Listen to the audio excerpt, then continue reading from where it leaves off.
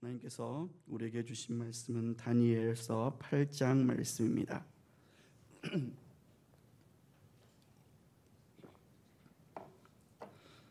다니엘 8장 1절에서 27절의 말씀을 한 절씩 교독하겠습니다. 나 다니엘에게 처음에 나타난 환상 후 벨사살 왕 제3년에 다시 한 환상이 나타나니라.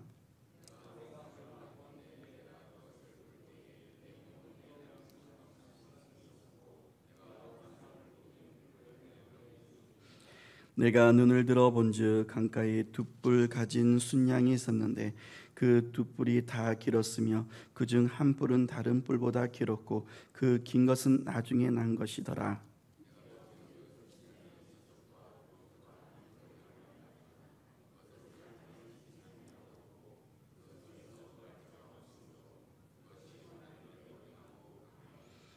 내가 생각할 때에 한 수념소가 서쪽에서부터 와서 온 지면에 두루 다니되 땅에 닿지 아니하며 그 염소의 두 눈 사이에는 현저한 뿔이 있더라.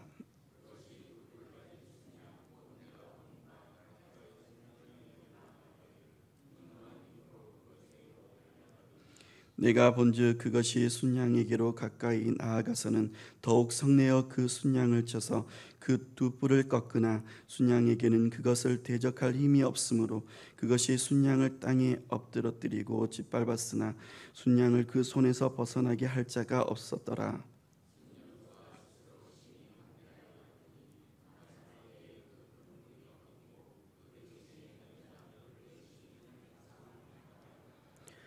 그중 한 뿔에서 또 작은 뿔 하나가 나서 남쪽과 동쪽과 또 영화로운 땅을 향하여 심히 커지더니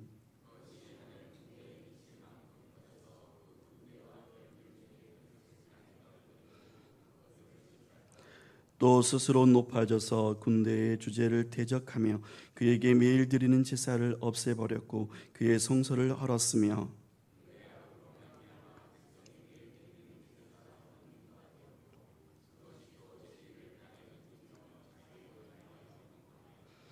내가 들은즉 한 거룩한 이가 말하더니 다른 거룩한 이가 그 말하는 이에게 묻되 환상에 나타난 바 매일 드리는 제사와 망하게 하는 제약에 대한 일과 성소와 백성이 내준 바 되며 짓밟힐 일이 어느 때까지 이를꼬 하며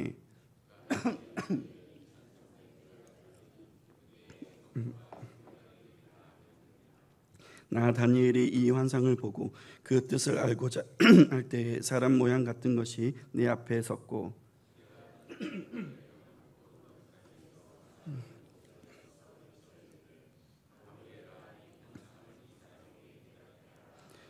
그가 내가 선 곳으로 나왔는데 그가 나올 때 내가 두려워서 얼굴을 땅에 대고 엎드리매 그가 내게 이르되 인자야 깨달아 알라 이 환상은 정한 때 끝에 관한 것이니라.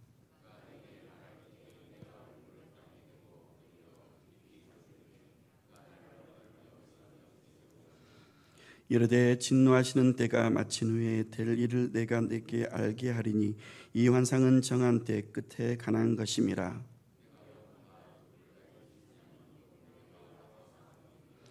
털이 많은 순념소는 곧 헬라 왕이요 그의 두 눈 사이에 있는 큰 뿔은 곧 그 첫째 왕이요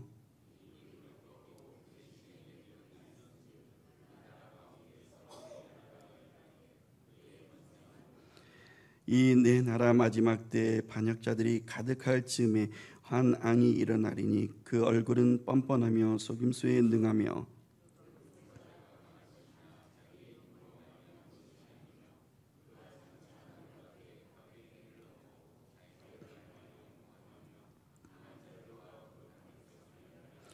그가 꾀를 베풀어 제 손으로 속임수를 행하고 마음에 스스로 큰 채하며 또 평화로운 때에 많은 무리를 멸하며 또 스스로 서서 만왕의 왕을 대적할 것이나 그가 사람의 손으로 말미암지 아니하고 깨지리라.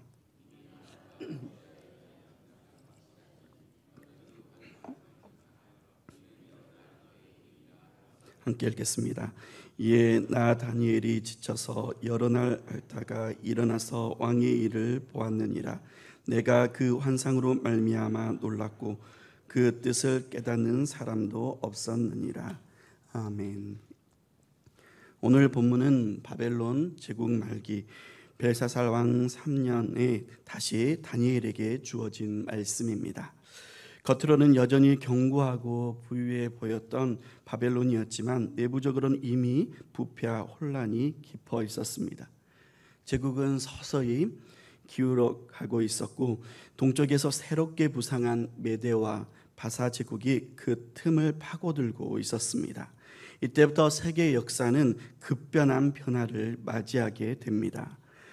메대와 바사는 연합하여 바벨론을 무너뜨리고 동쪽 인도에서 서쪽 이집트와 소아시아까지 이르는 광대한 제국을 세웠습니다. 그들은 정복자였지만 비교적 관용적인 정책을 펼쳤는데 예루살렘 성전 재건을 허락한 고레스 칙령이 그 대표적인 예입니다. 그러나 메데 바사 제국도 그리 오래가지는 못했습니다. 헬라 제국 알렉산더 대왕이 등장해 놀라운 속도로 메데 바사 제국을 정복하며 세계 최강자가 되었습니다. 그러나 그 역시 젊은 나이에 갑작스럽게 죽었고 제국은 4개의 왕국으로 분열되었습니다. 그 중에 시리아 지역 중심의 셀류코스 왕조에서 안티오쿠스 4세 에피파네스가 등장했습니다. 다니엘 8장은 그의 이름을 직접적으로 언급하지는 않지만 작은 뿔의 행위를 통해 역사적으로 그를 가리키고 있음을 보여줍니다. 그는 유대 신앙을 탄압하며 성전 제사를 금지시켰고 하나님의 율법을 지키는 사람들을 박해했습니다. 이 사건은 유대 신앙 역사에서 가장 큰 시련 중 하나로 기록되었습니다. 이처럼 다니엘 8장은 그 당시 바벨론의 상황을 넘어 그 이후 수백 년 동안 펼쳐질 제국의 흥망성쇠와 하나님의 백성이 겪게 될 큰 시련까지 내다본 말씀입니다. 유대인들은 포로 신분으로 살아가면서 조국과 성전을 잃은 채 미래에 대한 두려움 속에 있었습니다. 그때 그들에게 주어진 이 말씀은 눈앞에 정치 상황을 넘어 하나님의 크신 섭리가 역사를 주관하고 있다는 사실을 보여주는 계시의 말씀이었습니다. 먼저 오늘 본문 1절에서 8절의 내용을 살펴보겠습니다. 다니엘은 바벨론 벨사살 왕 제3년에 다시 한번 환상을 보았습니다. 2절에 내가 환상을 보았는데 내가 그것을 볼 때 내 몸은 엘람 지방 수산성에 있었고 내가 환상을 보기는 을레 강변에서이니라 라고 했습니다. 이번 환상은 엘람 지방 수산성에서 일어난 것으로 기록되어 있습니다. 엘람은 바벨론 동쪽에 위치한 지역으로 이후 페르시아 제국이 성장하면서 중요한 행정 중심지가 된 곳입니다.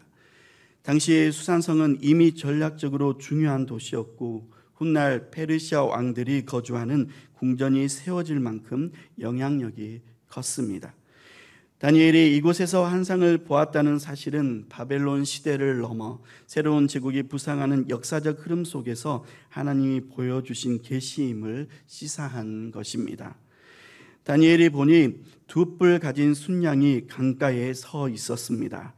3절에 강가에 두 뿔 가진 순양이 섰는데 그 두 뿔이 다 길었으며 그중 한 뿔은 다른 뿔보다 길었고 그 긴 것은 나중에 난 것이더라 했습니다. 뿔은 성경에서 흔히 권세와 힘을 상징합니다. 그런데 두 뿔의 길이가 달랐다는 것은 두 세력 간의 불균형을 암시합니다.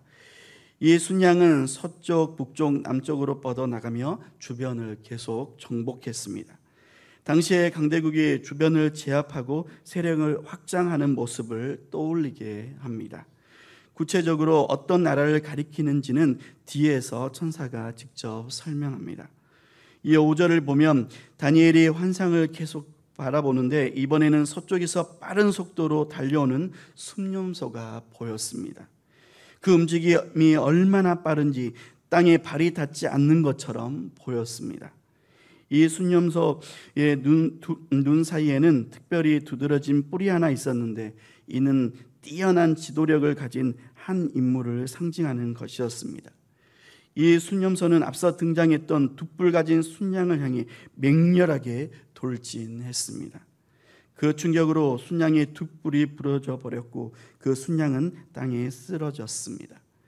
순양은 전혀 저항할 힘이 없었고 결국 철저하게 짓밟히고 말았습니다. 강력하게 보였던 순양조차 새로운 세력 앞에서는 속수무책이었던 것입니다. 그러나 그 강력한 순념소도 오래 지속되지 못했습니다. 8절을 보면 순념소가 스스로 심히 강대하여 가더니 강성할 때 그 큰 뿔이 꺾이고 그 대신에 현저한 뿔 넷이 하늘 사방을 향하여 났더라 했습니다. 절정의 권세를 누리던 순간 그 중심이던 큰 뿔이 부러지고 말았습니다. 제국을 이끌던 지도자가 갑작스럽게 사라졌다는 의미입니다. 그 결과 나라 전체는 한 지도자 아래 뭉쳐있던 힘을 잃고 네 방향으로 나뉘어 버렸습니다. 이 장면은 인간의 권세가 제 아무리 강하게 보일지라도 그것이 영원하지 않다는 사실을 우리에게 보여줍니다. 세상의 힘은 절정에 올랐을 때조차 한순간에 무너질 수 있다는 것을 생생하게 보여줍니다. 앞에서 본 순양과 순념소의 충돌 이후 다니엘은 또 다른 장면을 9절부터 14절에서 보게 됩니다. 네 뿔 중에 하나의 작은 뿔이 돋아났습니다. 처음에 보기에는 보잘것없어 보였지만 시간이 지날수록 세력이 커져 남쪽과 동쪽으로 뻗어나가더니 마침내는 영화로운 땅, 하나님께서 약속하신 이스라엘 지역까지 그 영향력을 미쳤다는 것입니다. 단순한 영토 확장이 아니라 하나님의 백성에게 직접적인 피해를 입히는 세력으로 성장한 것입니다.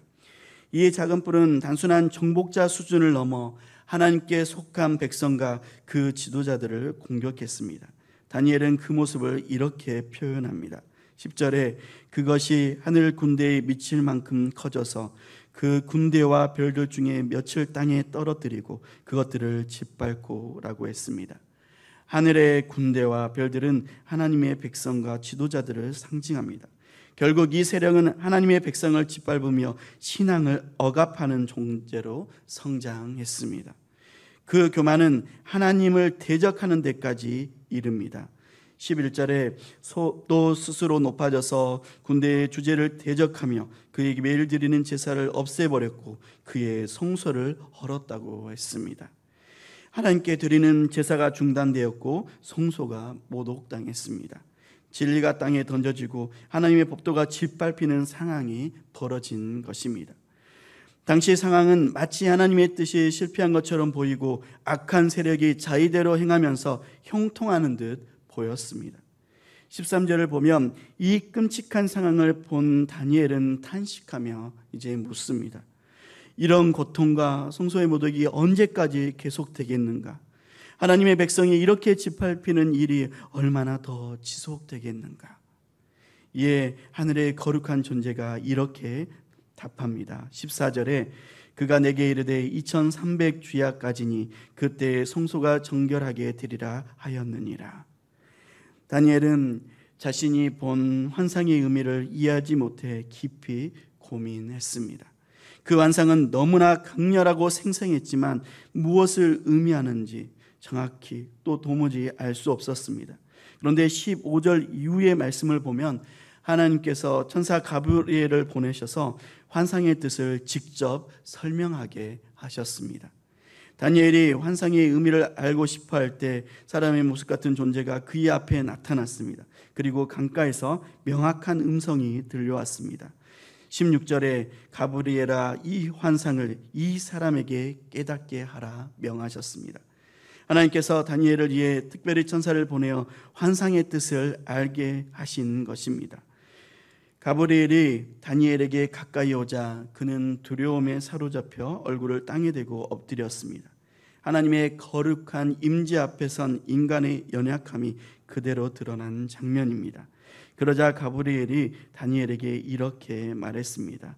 17절에 인자야 깨달아 알라 이 환상은 정한 때 끝에 관한 것이니라.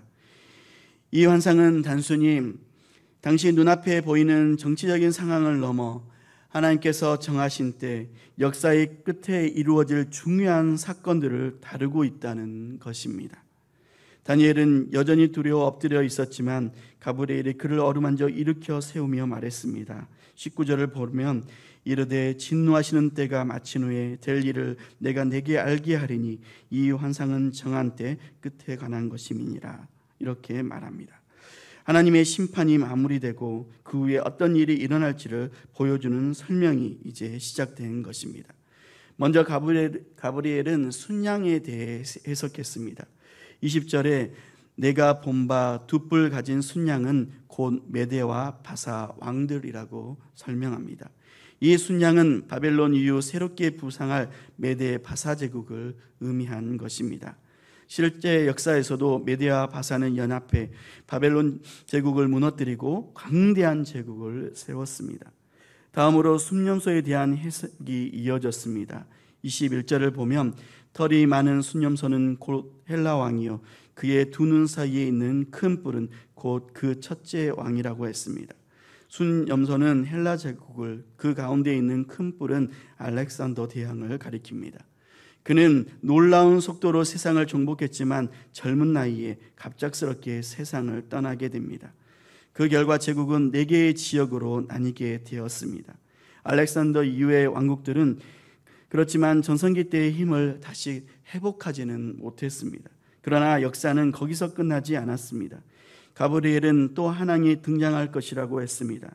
그는 뻔뻔하며 속임수에 능한 왕으로 불린 만큼 교만하고 강교한 자였습니다. 그는 세력을 넓혀 강한 권세를 가졌지만 거룩한 백성을 핍박하고 하나님을 대적하는 자가 될 것이라고 경고했던 것입니다. 실제 역사에서 앞서 말씀드린 것처럼 안티오쿠스 4세 에피파네스가 이러한 모습으로 나타나 성전을 모독하고 제사를 중단시키며 유대인들의 신앙을 억압했습니다. 하지만 그의 결말은 이미 정해져 있었습니다. 25절에 그가 꾀를 베풀어 제 손으로 속임수를 행하고 마음에 스스로 큰 체하며 또 평화로움 때에 많은 무리를 멸하며 또 스스로 서서 만왕의 왕을 대적할 것이나 그가 사람의 손으로 말미암지 아니하고 깨지리라 하셨습니다.